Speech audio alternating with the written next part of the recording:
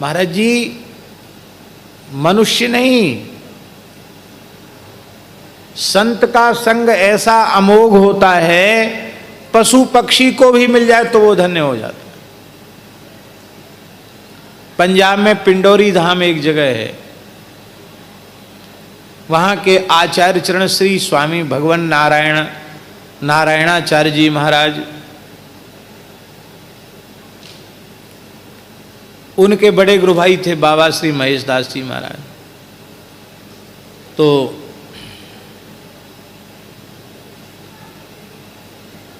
भगवान नारायणाचार्य जी महाराज तो गद्दी पे विराजे और श्री महेश दास जी महाराज उन्होंने वचन लिया था कि आप विराजो, आप तो भजन करो, सारी व्यवस्था मैं करूंगा। तो आज भी गद्दी में दर्शन करने जाते, हम भी दर्शन करके आए, तो पहले बाबा महेश दास जी की समाधि को प्रणाम किया जाता, उसके बाद फिर पिंडोरी धाम के भीतर प्रवेश होता है।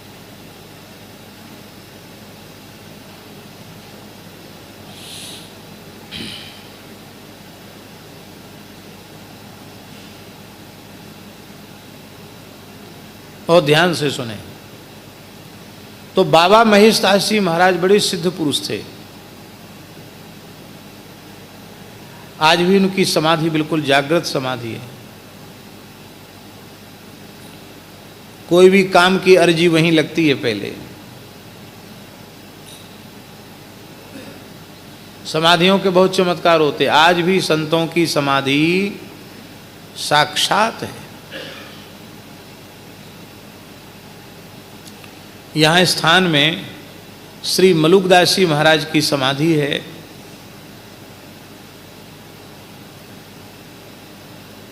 मनुष्य की बुद्धि में जो बात समाहित नहीं हो सकती, असंभव काम भी यहाँ संभव हो जाते हैं। असंभव काम, लोग तो पीछे पड़ते हैं, महाराज बड़े दुखी हैं, अब हम कैसे पिंड छुड़ावें, हम कोई तंत्र मंत्र जंत्र तो जानते नहीं और इसमें ज़्यादा भरोसा भी नहीं करते हैं और करना भी नहीं चाहिए।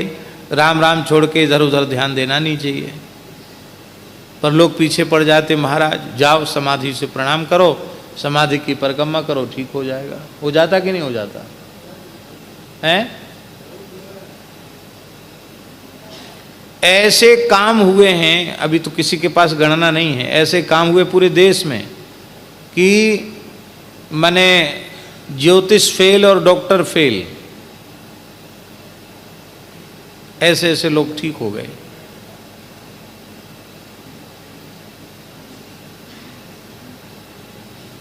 जहाँ श्रद्धा से काम बना वहीं बिल्कुल बस श्रद्धा की बात। कई घटनाएं तो ऐसी, कई साल पुरानी बात है, गुरु पूर्णिमा का अवसर था, बड़ी भीड़ थी और एक वैष्णव परिवार, परम पूज्य प्रातस्मरणीय श्री महंत वैष्णव दास जी महाराज का शरणागत परिवार, गोरेदाऊ जी वाले बड़े महाराज जी, उनका परिवार आया, उनसे जुड़ा हुआ परिवार था, वैश्य परिवार। और दोनों रोने लगे। क्यों रो रहे हो? बोले महाराज बिटिया की उम्र बहुत ज़्यादा हो गई, विवाह नहीं हो रहा, हम बहुत दुखी हैं, न मरे बनता न जिए बनता, बहुत दुखी। अब भीड़ खूब थी, अब वो उठे नहीं वहाँ सामने से, यहीं की बात है। तो हमने सोचा कि कैसे भी यहाँ से उठें तो सही, लोग पीछे खड़े, गुरु पूर्णिमा का अवसर है। तो मैंने उनको कहा समाधि की परिक्रमा करो। कितनी? हमने सोचा 4-5 बताएंगे तो जल्दी करके फिर आ जाएंगे, कहेंगे महाराज कुछ कर दीजिए। तो हमने कहा 108 परिक्रमा करो, राम राम लेते हुए 108 परिक्रमा करो। वो दोनों पति पत्नी करने लगे। 40-45 परिक्रमा हुई कि उनकी फ़ोन की घंटी बजना शुरू हुई। तो उन्होंने देखा तो कोई परिचित का नंबर नहीं था, तो उसको काट देते, फिर फ़ोन की घंटी बजती, फिर काट देते। एक बार उनको जब ज़्यादा विक्षेप हुआ तो थोड़े परेशान से थे वो सज्जन, उन्होंने कहा अरे क्यों परेशान कर रखा भाई, रॉन्ग नंबर है। तो उन्होंने कहा कि आप अमुक व्यक्ति बोल रहे हैं। हाँ हाँ मैं अमुक बोल रहा हूँ। फिर तो रॉन्ग नंबर कैसे आप बता रहे हैं? तब उनको थोड़ा बोले अच्छा ठीक है, हम पीछे बात करते हैं आपसे, हम इस समय कुछ व्यस्त हैं, थोड़ी देर बाद बात करते हैं। उन्होंने परिक्रमा पूरी कर ली। फिर उन्होंने मिलाया, बोले मैं पहचान नहीं पाया, आपको कुछ ज़ोर से बोल दिया, कहिए क्या बात है। बोले हमने सुना है कि आपकी पुत्री है और हमारे घर में कोई धन का अभाव नहीं है किसी भी प्रकार का। आपने हमारा नाम तो सुना ही होगा। बोले हाँ सुना है, बहुत बड़े आदमी हैं आप तो। बोले हमें और कुछ नहीं चाहिए, हमें तो एक वैश्य परिवार की कन्या, हम वैश्य हैं और हमको एक अच्छे संस्कार संपन्न वैश्य परिवार की बेटी चाहिए जिसके घर में वैष्णवता हो, ऐसी बेटी चाहिए। तो आपकी एक बेटी विवाह के लिए है। तो उन्होंने कहा बेटी देख, बोले देखना वेखना कुछ नहीं है। क्या देखना है? देख लिया हमने, रिश्ता पक्का। क्या कहा? रिश्ता पक्का। आके बोले महाराज वो तो 108 पर कमा नहीं, 40-50 में पक्का हो गया रिश्ता। संयोग की बात है, श्रद्धा की बात है। अब वो बिटिया बहुत अच्छे सुख परिवार में बहुत सुखी है। अब तो बालक भी बड़े बड़े हो गए।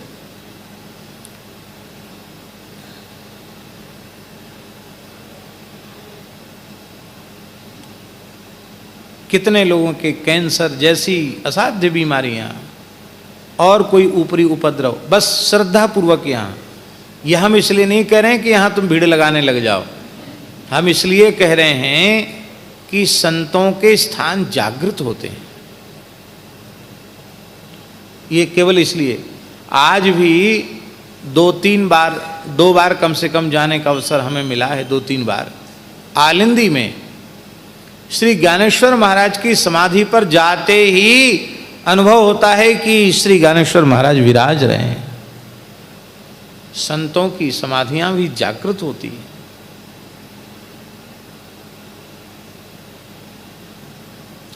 किस प्रसंग में कह रहे थे हम, याद दिलाओ?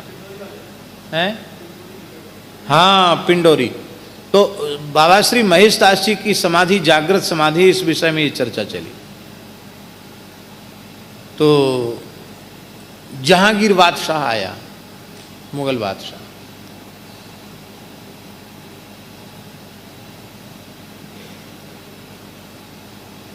तो पहले बाबा श्री महेश दास जी से ही मिला।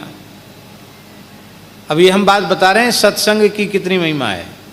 तो बाबा महेश दास जी महाराज धूना का टिक्कड़ पाते थे, धूना अखंड रहता था, धूना में एक टिक्कड़ बना लेते और उसका एक टुकड़ा, एक कुतिया थी वहाँ, उसको दे देते थे। वहीं रहती थी बेचारी, कोई कोई करने लग जाती तो थोड़ा बचा हुआ उसको दे देते। एक सिद्ध संत की सन्निधि के प्रभाव से जूठन खाते खाते कुतिया सिद्ध हो गई महाराज, कुतिया सिद्ध हो गई। और जहांगीर आया था परीक्षा करने, तो महाराज ने कुतिया के ही सामने नतमस्तक करा दिया बादशाह को। जहांगीर ने प्रणाम किया, बोला बाबा हमने सुना बड़े कमाल फ़कीर हो, ऊंचे सिद्ध हो, मैं भी शाहनशाह हूँ, दुनिया का बादशाह हूँ, खुदा ने बादशाहियत मुझे बख्शी है, मैं कुछ आपकी सेवा करना चाहता हूँ। बाबा बोले अरे क्या हमारी सेवा, हम एक लंगोटी के बाबा जी फक्कड़, हमको क्या लेना देना, बादशाह तो अपने घर के लिए, हमको नहीं चाहिए, कुछ नहीं चाहिए हमको। नहीं नहीं महाराज, मैं भी बादशाह हूँ, मेरे ऊपर कृपा करो, मैं कुछ सेवा करना चाहता हूँ।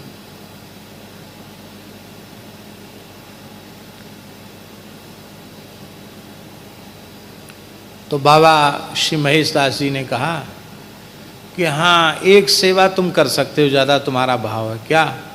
बोले ये कुतिया है ना, यहाँ तो कोई साधुओं की जमात आती तो कोई ना कोई अफीम वगैरह भी खाते हैं कोई, तो किसी संत ने इसको अफीम खाना सिखा दिया है, तो आज बेचारी का अमल नहीं हुआ इस कुतिया का। इसको अफीम खिला दो। पीठ पर हाथ फिराया और आंख से आंसू निकल रहे थे ऊंट के। ठाकुर जी का चरणामृत दिया, प्रसाद दिया। साधु कीर्तन करने लगे और ऊंट ने प्राणों का त्याग कर दिया। आप सोचो, पशु पक्षी भी, और ये तो पुरानी बात है, और नई बात, करह आश्रम है, वहां के परम सिद्ध संत श्री राम रतन दास जी महाराज पटियावारे बाबा का की जूठन खाने वाला एक कुत्ता भी सिद्ध हो गया था, बंडा भगत। क्या नाम था उसका? बंडा भगत। कुत्ता सिद्ध हो गया। ऐसा वैसा नहीं था वो कुत्ता, महाराज की ही जूठन खाता था। एक बार वो कुछ बाहरी कुत्ते कुतियों के झुंड में चला गया, लौट के आया तो पटियावारे बाबा बड़े नाराज हो गए। चला टट, साधुओं की जूठन खा के कुत्ता कुत्ती विषयी जीवों का संग करता है, साधुओं का संग करके कुत्ता कुत्तियों के पीछे डोलता है। अब मत आना यहां, निकल, आश्रम की परिधि से बाहर चला जा, जा। हमारी जूठन खाता है और विषयी कुत्तों के संग में डोलता है, भजन नहीं करता है। बंडा भगत वहां से गया और महाराज स्थान की सीमा के बाहर एक गड्ढे जैसी जगह थी, उसमें बैठ गया, पड़ गया। अन्न जल सब कुछ त्याग दिया, एकदम मरणासन्न हो गया। तब साधुओं ने कहा, महाराज वो तो खाता पीता नहीं, मर जाएगा बेचारा, कई दिन हो गए, शरीर से दुर्गंध आने लग गई है, रो रहा है केवल। कई दिन तक खाया पिया नहीं उस कुत्ते ने। बाबा अपने पटिया से उठ के आए, बोले हो गया तेरा प्रायश्चित, अब तो दूसरों का संग नहीं करेंगे ना, साधु संग छोड़ के विषयी कुत्तों का संग तो नहीं करेगा। ले प्रसादी ले, कुछ अपना अधरामृत प्रसाद दिया, सोई बंडा ने खा लिया, बंडा ठीक हो गया।